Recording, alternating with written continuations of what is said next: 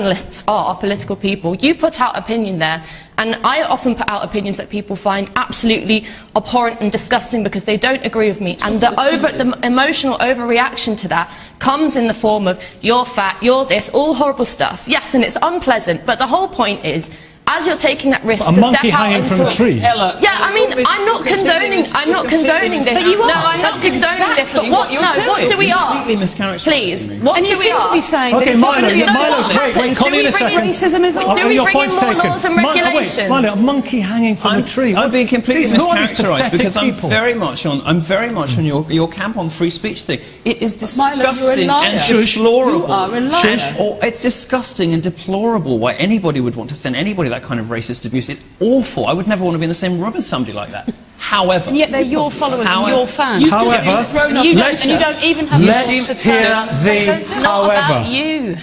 However, I am not responsible for what other people put on Twitter. 150,000 people follow me on Twitter, 50,000 on YouTube, 75,000 on Facebook.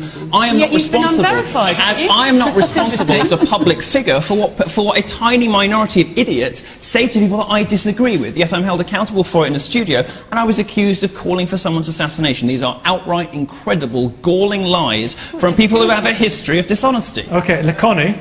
We've seen the tweet. Hands up. Connie, it's all over the web. Yes, your fabricated TV is all over the web as well. And because you lied about your bylines, you lied about your qualifications, and you lied about Tim Hunt. Professor of Science Journalism, you should be ashamed of yourself. Should we let Connie respond to that? It's pathetic. See? I've got 150,000 followers in the audience. Yeah, but your account's verified, Nikki. Connie. So, Milo just called for somebody to be assassinated. Twitter essentially struck him off. He's saying he didn't. Yeah. No, I didn't. What was the tweet? Of course, he's lying. What was the tweet? What was the wording of the tweet? What did it say? So, actually, we don't need to believe everything he's saying. What did it say? He's a particular... What did the tweet say? Milo, let's hear Connie. He's a particular kind... Someone's assassination is a crime. She should justify herself. Okay, Connie. He's a particular kind of person that makes his money and his fortune on Twitter, and he wants to develop his public persona on Twitter. There's lots of people like him around. How did he call for someone's assassination?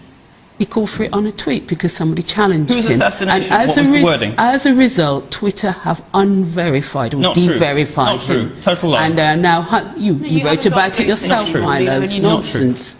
Absolute nonsense. It's just not true. And this is... You need to address the allegations. This is the kind of person that has tried to make a fortune and their fame on Twitter because they're desperate. What? So why do we care about that? So my colleague in America, one of my colleagues, Charles Blow, is a very, very fine commentator and he writes for the New York Times, and he wrote recently something, and as a result he also got a death threat, and he said to Twitter, isn't it time you take some of these people off Twitter?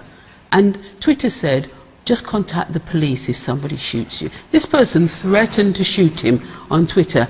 And people like Milo are those kind of people, and they need to be taken off. And they need to be taken off by Twitter. Quick audience. So, journalist, please make it quick comments. We're coming to the end. Quick comments. Yeah, I think ladies over here who suffered this abuse, and all other women and men, and just for people to say things like, oh, just block them, just delete them, just ignore it. It's terrible. Like, they've been abused. They need to be held accountable for that. They're just words.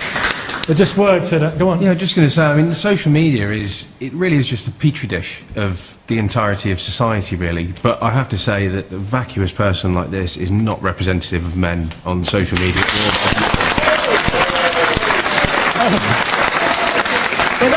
But you know, Milo, you're a controversialist, you know.